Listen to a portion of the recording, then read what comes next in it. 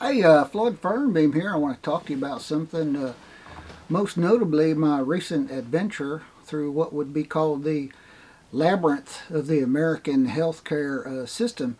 I don't know if you can see, but got a big old bandage right there on my ear. It's hard to see, I know, but right there it is. Trust me. Uh, Anyhow, that's a real medical bandage. That ain't like Charmin Ultra and Butcher's packing tape like I normally use.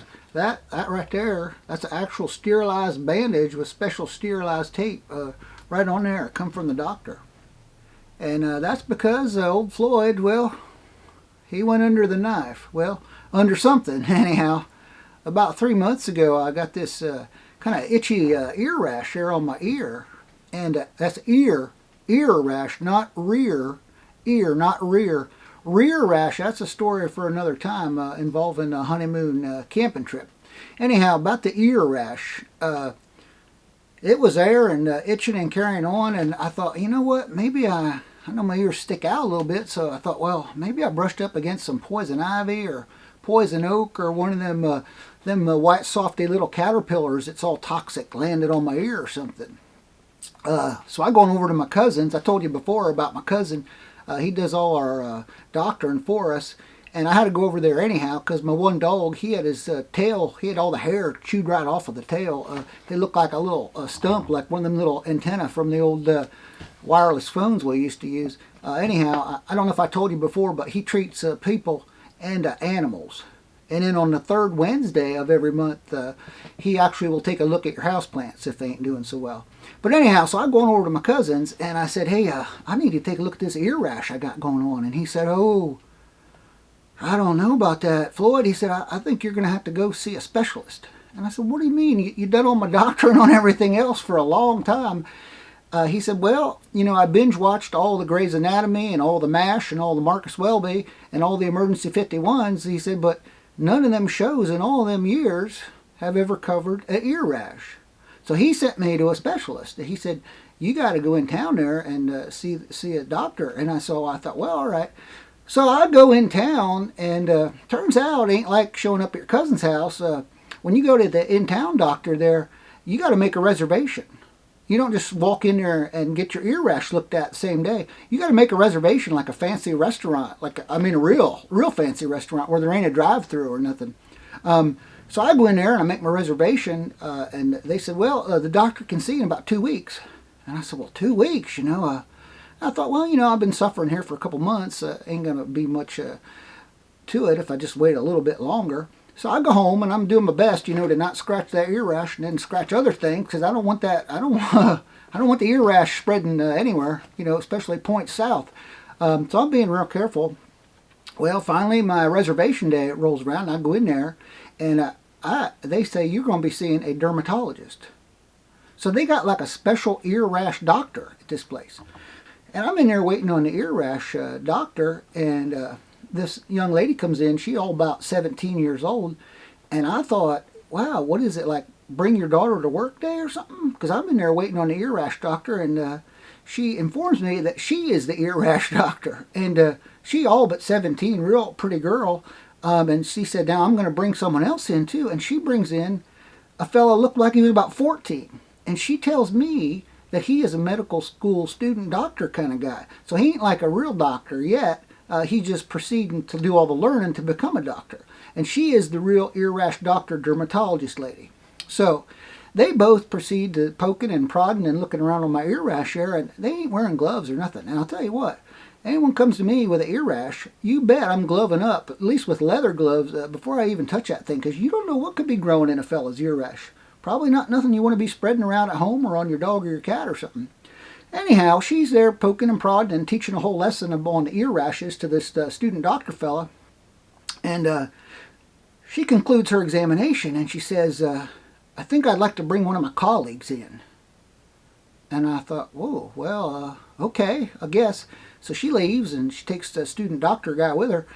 And I'm thinking, bring my colleagues in, That's like you take your car in the shop and the mechanic says, oh, I don't know what's going on here. Let me get my boss to look at it. And all I'm hearing is ka-ching, ka-ching, ka-ching, I'm figuring I'm going to be lighter in the wallet for sure. and then possibly end up in some weird medical journal about ear rashes or something. So anyway, she come back in, and it ain't just her no more. She says, I'm bringing in my team. I thought, what? A team? And we're in this little room, and ain't but 4 by 8 feet or so, and most of that's taken up with fancy medical equipment and a table I'm sitting on. So she comes in with her team. Now, quarterback doctor lady comes in, and she has a nurse and a nurse's assistant, and then she introduces me to this other fella, and he is another special ear rash skin doctor, and then she's got the student fella in tow still, and they come in there, and she brings this other fella, and she said, I want to introduce you to this guy. He's a pathologist. I thought, oh, pathologist. Now, I'm pretty sure that they're the fellas that deal with people after they're dead. Now I'm getting just a mite concerned, being that there's a pathologist in the room with me. So they all looking at my ear rash and poking and prodding some more, and I'm waiting on like an NFL referee to come in and throw a flag for like too many people on the field kind of thing, because we're just all jammed in there like sardines. So she said, well, come on over. And so they like do a huddle up. And like quarterback doctor lady, they're all talking about medical things and this and that and the other thing. And they, 53, hut, and break. And they come back out of the huddle. And ear rash doctor lady says, I'd like to do a biopsy. And I don't know what overcome me. I usually think about things before I speak. I tell my kids all the time to think and then speak. Think and then speak. Same with the pets. I tell them the same darn thing. But I did not. She said, I'd like to do a biopsy. And the first words that come out of my mouth were, okay, let's do this. I do not know what possessed me to say that. So she said, all right, well, then we'll get ready. So I started thinking while she's getting her gear around, opsy. When you hear opsy, like biopsy, that means you are leaving there without everything you come in with. Especially autopsy. You hear autopsy, just go, because you ain't leaving there at all.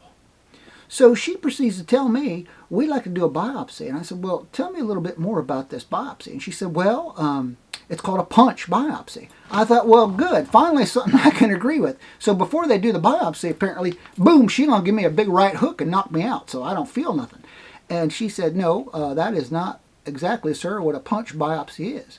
Turns out a punch biopsy means they punch like a hole out of your ear. Now, your ear already has a hole in there, but apparently they're going to make another one. So a punch biopsy takes a hole. And I said, well, how big of a hole is it? And she said, well, it's 3 millimeters. Now, I am convinced that the medical people speak in millimeters because they think you and I won't know what's going on. So then, finally, I got my wits about me. I said, whoa, hang on a second. 3 millimeters. I said, I need to do some math. Because I know there's 2.54 centimeters in an inch. And that means there's 25.4 millimeters in an inch. 3 millimeters is about 1/8 of 25. That means the hole she's fixing to poke in my ear is 1/8 of an inch. And that is just about as big as a hole in a piece of notebook paper. So when she says punch biopsy, all I can think of is ka-chunk, ka-chunk. You know how when you poke the holes in the paper there, and the same size. And I'm thinking, how loud is that going to be when she's right up there on my ear, ka-chunk, poking a big old hole in it? So she said, well, we'll numb it up. You won't even feel nothing. So she proceeds to start cleaning things up, and she numbs it up. And she gets going there on the biopsy, and we start talking a little bit just to keep my mind off of it. And it didn't keep my mind off of it, because I'm still thinking, what else they going to do they didn't tell me about? Because I didn't come in there knowing I was going to have a big hole poked out of my ear. And I make up my mind right then and there. If I hear the word catheter, I'm jumping off this table and making a run for it. Well, in thinking of all this, I just started getting woozier and woozier and woozier. And friends, the last thing I remember is ka-chunk. So they must have taken that chunk out of my ear. Because when I come to, it was just me, all by my lonesome, laying there on that table in that room. And they had that fancy doctor tape, and there was a note taped right to my forehead there. And I pulled the note off, and I looked at it, and it said, the pathologist will call you about your results when they come in. And I thought, man, that is a fine how do you do. What all went on, when I was knocked out? And I got up, and I'm getting my wits about me, and I'm getting my equilibrium back, and I look over, And sitting across the room there on a little table was a jar, and I seen my name right on it, and then there was some other medical stuff underneath that on the label. And I pick up that jar and I look at it. You know what's inside that jar? A chunk of my ear. That little core sample of ear is in that jar floating around in some sort of special secret sauce. So I didn't know what to think. All I could think of is I'm going to be on pins and needles waiting for my results to come back. And then I got to thinking, why in the world do they need a big ear chunk like that to figure out which kind of ear rash I got?